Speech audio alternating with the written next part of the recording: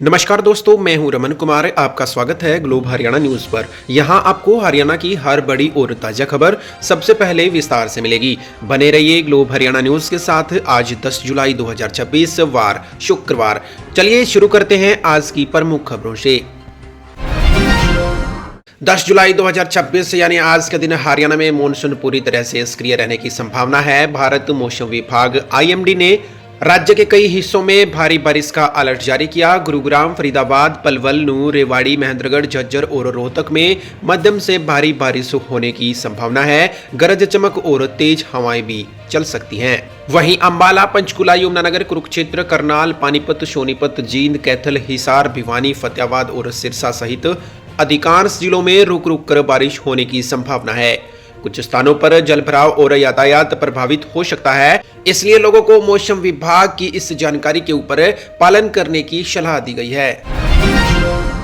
हरियाणा सरकार ने यमुना नदी को प्रदूषण मुक्त बनाने के लिए बड़ा अभियान शुरू किया। इस योजना के तहत यमुना में गिरने वाले गंदे पानी को रोकने के लिए 10 नए सीवरेज ट्रीटमेंट प्लांट स्थापित किए जाएंगे। इस परियोजना पर लगभग 800 करोड़ रुपए खर्च किए जाने का अनुमान है। इन प्लांटों के शुरू होने के बाद बिना शोधन का गंदा पानी सीधे यमुना में नहीं आएगा, जिससे नदी के जल की गुणवत्ता में सुधार होगा। सरकार ने संबंधित विभागों और अधिकारियों को निर्माण कार्य में तेजी लाने तथा समय पर परियोजना पूरी करने के निर्देश दिए। इस पहल का उद्देश्य पर्यावरण संरक्षण के साथ साथ लोगों को स्वच्छ और प्रदूषण मुक्त यमुना उपलब्ध कराना है।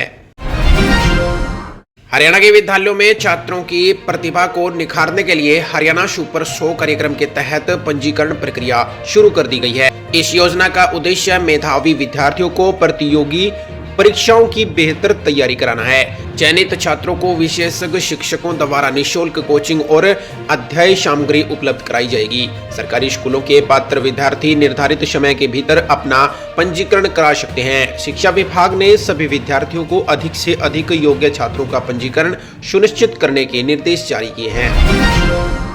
हरियाणा कर्मचारी चयन आयोग HSSC द्वारा CAT 2026 के आवेदन सुधार पोर्टल खोलते ही पहले ही दिन करीब 35,000 अभ्यर्थियों ने अपने आवेदन में संशोधन किया। सबसे अधिक बदलाव डोमिसाइल, फोटो और फैमिली ID से संबंधित विवरणों में किया गया। कई अभ्यर्थियों ने अपनी नई फोटो अपलोड की, जबकि कई अन्य आवश्यक दस्तावेजों और व्यक्तिगत जानकारी को अपडेट किया। आयोग के अनुसार आवेदन सुधार पोर्टल 9 जुलाई से 11 जुलाई 2026 की रात 11:59 तक खुला रहेगा। जिन अभ्यर्थियों के आवेदन में किसी भी प्रकार की त्रुटि है, वे अंतिम तिथि का इंतजार किए बिना पोर्टल पर जाकर सभी विवरण सावधानी पूर्वक जांचें और आवश्यक सुधार समय रहते कर लें। इससे दस्तावेज सत्यापन और आगे की भर्ती प्रक्रिया के दौरान किसी भी प्रकार की परेशानी से बचा जा सकेगा। हरियाणा सरकार ने ट्रांसफर पॉलिसी में किया बड़ा अपडेट। हरियाणा सरकार ने कर्मचारियों की ट्रांसफर पॉलिसी को लेकर बड़ा अपडेट जारी किया। नई व्यवस्था के तहत तबादले प्रक्रिया को अधिक पारदर्शी और ऑनलाइन बनाया जा रहा है, ताकि कर्मचारियों को निष्पक्ष तरीके से स्थानांतरण का लाभ मिल सके। सरकार का उद्देश्य तबादलों को पारदर्शिता बढ़ावा और प्रशासनिक कार्यों को अधिक प्रभावी बनाना है। संबंधित विभागों को नई ट्रांसफर नीति के अनुसार आवश्यक कार्रवाई करने के लिए निर्देश जारी किए गए। हरियाणा कांग्रेस की बैठक में दिखी हल्की नोकझोंक। हुड्डा और रणदीप सुरजेवाला के बीच मजाकिया अंदाज में हुई बातचीत। हरियाणा कांग्रेस की बैठक के दौरान नेताओं के बीच हल्के फुल्के अंदाज में हुई बातचीत चर्चा का विषय बन गई है। कार्यक्रम के दौरान पूर्व मुख्यमंत्री भूपेंद्र सिंह हुड्डा ने मुस्कुराते हुए कहा, अगर हरियाणा में रणदीप सुरजेवाला मेरा साथ दे दे तो मैं अपने आप संभाल लूंगा। हुड्डा की इस टिप्पणी पर कांग्रेस महासचिव रणदीप सुरजेवाला ने तुरंत मजाकिया अंदाज में जवाब दिया। उन्होंने कहा, हुड्डा साहब, मैंने तो पिछले 20 साल से आपका साथ दिया है, अब आपकी बारी है, आप हमारा साथ दीजिए। दोनों नेताओं के बीच हुई यह नोकझोंक, यह बातचीत बैठक में मौजूद नेताओं और कार्यकर्ताओं के बीच चर्चा का विषय बनी हुई है। हालांकि यह बातचीत हल्के फुल्के अंदाज में हुई, लेकिन इसे हरियाणा कांग्रेस की अंदरूनी राजनीति और नेतृत्व को लेकर चल रही चर्चाओं से भी जोड़कर देखा जा रहा है। भारत ऑस्ट्रेलिया के बीच यूरेनियम समझौते पर लगी अंतिम मोहर। दोनों प्रधानमंत्रियों ने दी बड़ी जानकारी। भारत और ऑस्ट्रेलिया के बीच लंबे समय से लंबित यूरेनियम आपूर्ति समझौते पर आखिरकार अंतिम मोहर लग गई है। मेलबर्न में आयोजित संयुक्त प्रेस कॉन्फ्रेंस में प्रधानमंत्री नरेंद्र मोदी और ऑस्ट्रेलिया के प्रधानमंत्री एंथनी एल्बनीज ने इस समझौते की आधिकारिक घोषणा की।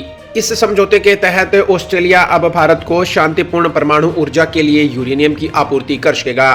प्रधानमंत्री मोदी ने कहा, यह समझौता भारत के स्वच्छ ऊर्जा मिशन और वर्ष 2047 तक परमाणु ऊर्जा क्षमता बढ़ाने के लिए लक्ष्य को नई मजबूती देगा। दोनों नेताओं ने ऊर्जा व्यापार, रक्षा और हिंद प्रशांत क्षेत्र में राजनीतिक सहयोग और मजबूत करने पर सहमति जताई। यह समझौता भारत ऑस्ट्रेलिया के व्यापक रणनीतिक संबंधों को नई ऊर्जा देने वाला महत्वपूर्ण कदम माना जा रहा है।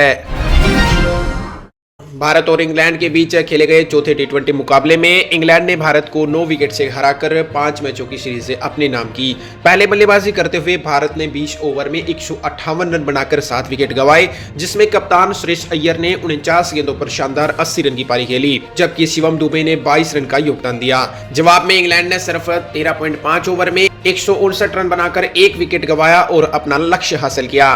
कप्तान हैरी ब्रूक 79 रन और फिल शॉर्ट्स 59 रन बनाकर नाबाद लौटे। इस जीत के साथ इंग्लैंड ने सीरीज में 3-0 की अजय बढ़त बना ली है। इंग्लैंड पहली बार भारत के खिलाफ द्विपक्षीय टी20 सीरीज अपने नाम करने में सफल रहा। दोस्तों नमस्कार, फिलहाल के लिए इतना ही। आप देख रहे हैं ग्लोब हरियाणा न्यूज। मैं हूं आपके साथ रमन कुमार। फिर मिलेंगे नई खबर, नई ताजा अपडेट के साथ। तब तक अपने और अपने परिवार का ख्याल रखिए। आपका दिन शुभ हो, स्वस्थ रहें, खुश रहें। नमस्कार, जय हिंद, जय भारत।